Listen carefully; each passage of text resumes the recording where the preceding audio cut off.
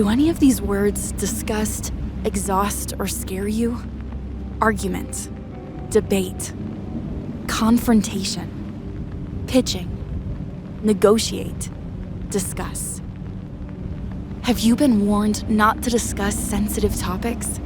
Money, health, hygiene, politics, God? What if we could be free and fearless to explore any topic? Have you ever agreed with anyone on every topic? Does convincing some people seem impossible? Have you noticed a lack of world peace? 50% of university students say it's acceptable to shout over a speaker to prevent the audience from hearing the speaker.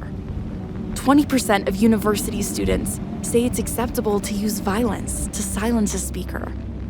Ironically, people have been attacked for speaking about the evil of political and social division.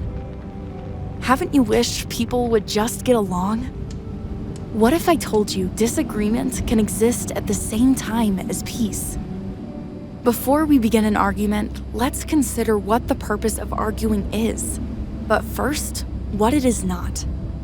False purposes of arguments: being right, to win, to defeat people, to avoid being embarrassed, to express your emotions, to get even, to get to prior conclusions, to take the shortest path, to be certain, to get all treasure, to protect your tribe from criticism, to avoid criticism and change, to force change, to impress, to deceive, to have your say, to get your way, to get even.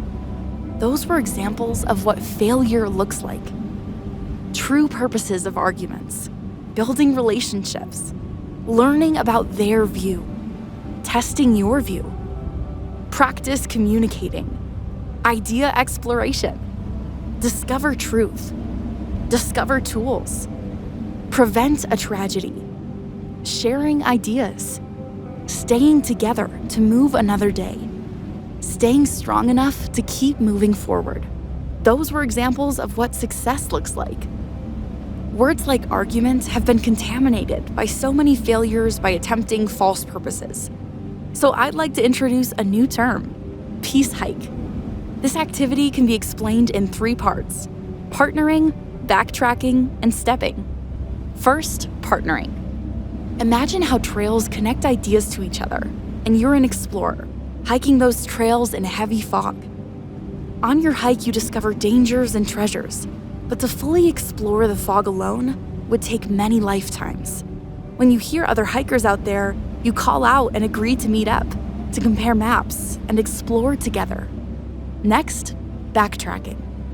You can hear them, but how can you know what trail leads to them? You call out, asking them to describe their journey. You continue to ask them to backtrack, further and further back, until you recognize a common ground landmark they described. You both agree to meet back there. Finally, stepping. Once you meet up, you're excited. You run off to show them where you found treasure. But your partner, taking a step in your direction, stops at the first fork in the path to question it. If you hadn't paid attention, you wouldn't have realized where you lost him and disappeared into the fog ahead. Thankfully, you went back to describe the first time you came to this fork, why you chose this way. He considers your reasoning and agrees. The next step, he suggests we take the next left, but since he gave no reason, you question him. He says he doesn't know how to explain his reason. So you ask him some probing questions to get an idea, and then pick optional reasons that he could pick from that match his intuition in your words. After much discussion, he lights up, repeating your latest reason, and agreeing with it, you both take that path. The next fork, you suggest a reason for going right, but he disagrees with your reason and says we should go left and provides a better reason. If you disagreed about his counterpoint, you could have split up there, but in this fog, it's important to stay together as long as you can. You can always come back here later and try the other path. At each fork, you've stayed with him late into the night, but this next one, he says he is too weak to take the path with you. Again, we can come back to it later when his strength returns. So for now, we prioritize the partnership and explore easier paths together, or take a break and hike another day. Whenever we finally get to the end of a trail, we've made conclusions that affect what we do next in reality.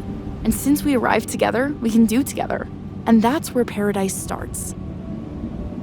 I have a dream. A day when peace hiking is a part of life, and exercise as routine as walking, entertainment as engaging as video games, education as standard as math. World peace is possible when disagreement is exciting, and being wrong is even more so. Where the world of common ground has a shared identity, and thinking is a group effort.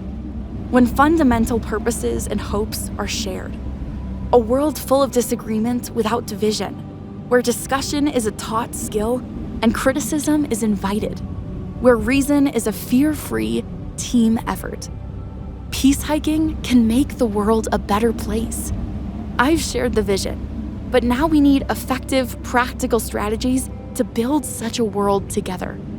I've already prepared many strategies and exercises for each part of a peace hike to get us started on hopehood.org.